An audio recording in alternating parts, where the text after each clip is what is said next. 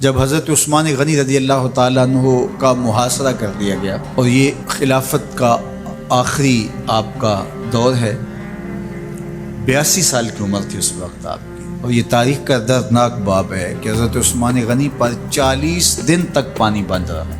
وہ ایک منصوبہ تھا، 3 لوگ 3 مختلف شہروں سے چلے، مصر سے، کوفے سے اور بصرے سے، 1,000 آدمی لے کر، اور مدینہ المنورہ میں پہنچ کر کے حضرت علی المرتضیٰ سے ملے، ام المومنین سیدہ عائشہ سے ملے، کبار اصحاب سے ملے۔ تو جو انہوں نے کہا تو انہوں نے ان کو کہا کہ نہیں، ایسی کوئی بات نہیں، فرمائش کر کے واپس بھیج دیا۔ حضرت عثمان غنی رضی اللہ تعالیٰ عنہ پر اقربا پروری کا الزام عائد کیا تھا، تو انہوں نے کہا کہ کوئی ایسی بات نہیں ہے۔ پھر یہ تھا کہ آپ نے کم عمر گورنر، کم عمر لوگ مقرر کیے، تو حضرت عثمان نے کہا کہ حضرت اسامہ بھی تو کم عمر تھے، حضور نے ان کو اگر مقرر کیا ہے تو یہ تو مثال ہمارے سامنے موجود ہے۔ لیکن یہ ایک منصوبہ تھا، اس منصوبے کے تحت یہ 3 جگہوں سے لوگ آئے تھے۔ وہ 3 دن کی مسافت کے بعد پھر تینوں واپس آ گئے، تو یہ ایک سوالیہ نشان ہے کہ تینوں کیوں واپس آ گئے، کوئی ایک تو نہ آتا نا۔ تو یہ سب طے شدہ منصوبہ تھا، اور پھر انہوں نے مدینہ المنورہ کو گھیر لیا، اور جس طرح سے بلوائیوں نے حالات پیدا کر دیے۔ سیدنا علی المرتضیٰ رضی اللہ تعالیٰ عنہ تو شہر مدینہ سے باہر تشریف لے گئے تھے، اور اپنے بیٹوں امام حسن اور امام حسین رضی اللہ تعالیٰ عنہ کو حضرت عثمان غنی کے دروازے پر مقرر کیا تھا کہ ان کو ضرر نہ پہنچنے دینا۔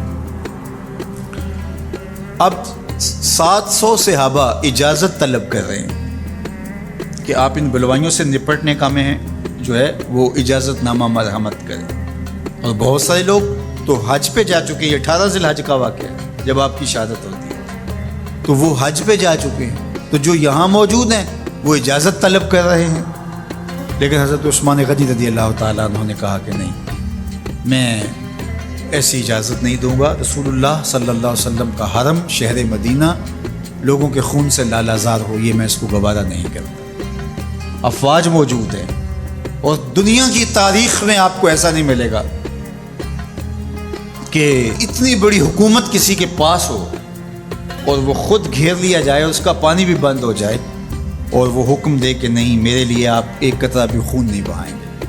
بلکہ آپ کے غلاموں نے جب تلواریں اٹھا لی تو آپ نے فرمایا کہ میرا حکم ہے کہ تم تلواریں نیچے رکھو، بلکہ میں تمہیں یہ آفر دیتا ہوں کہ جو غلام لڑے گا نہیں اور یہ میرے سے عہد کرتا ہے وہ آزاد ہے۔ حضرت ابو ہریرہ رضی اللہ تعالیٰ عنہ، حالانکہ یہ پڑھنے پڑھانے والے لوگ تھے، تعلیم و تعلم سے ان کا تعلق تھا، لیکن وہ بھی تلوار لے کے حضرت عثمان غنی کے دفاع میں آ گئے۔ لیکن حضرت ابو ہریرہ رضی اللہ تعالیٰ عنہ کو بھی حضرت عثمان غنی روک دیتے۔ مالک بن اشتر کہنے لگا کہ ہم آپ کی دستبرداری کے خواہاں ہیں، آپ خلافت سے دستبرداری اختیار کر لیجیے۔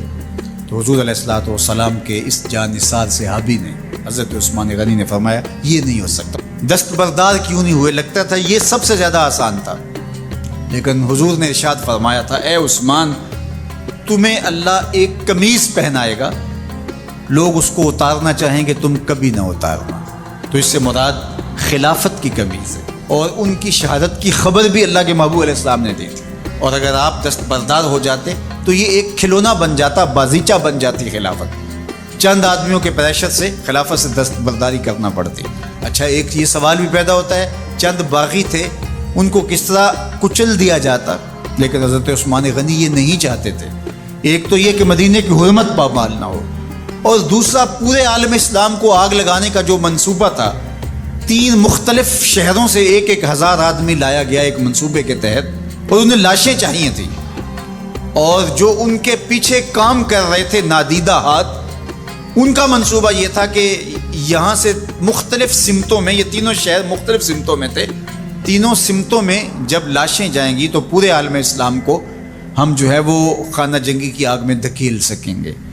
تو حضرت عثمان غنی ان سازشوں سے آگاہ تھے، تو سب سے اہون اور آسان یہ تھا کہ قربانی پیش کر دی جائے، اور پھر انہوں نے سن بھی رکھا تھا کہ 2 شہید ہیں، شہید تو انہوں نے بہرحال ہونا ہے، تو لہٰذا میں خلافت سے دستبردار بھی نہیں ہوں گا، اور شہر مدینہ کی حرمت بھی پامال نہیں ہونے دوں گا۔ اور تیسری بات یہ ہے کہ میں خود مظلوم شہید کر دیا جاؤں تو آپ نے یہ گوارا کر لیا۔ تو 18 ذوالحج تھا، جمعہ کا ہی دن تھا، اور حضرت عثمان غنی رضی اللہ تعالیٰ عنہ روزے سے تھے، عصر کا وقت تھا، قرآن مجید کی تلاوت کر رہے تھے۔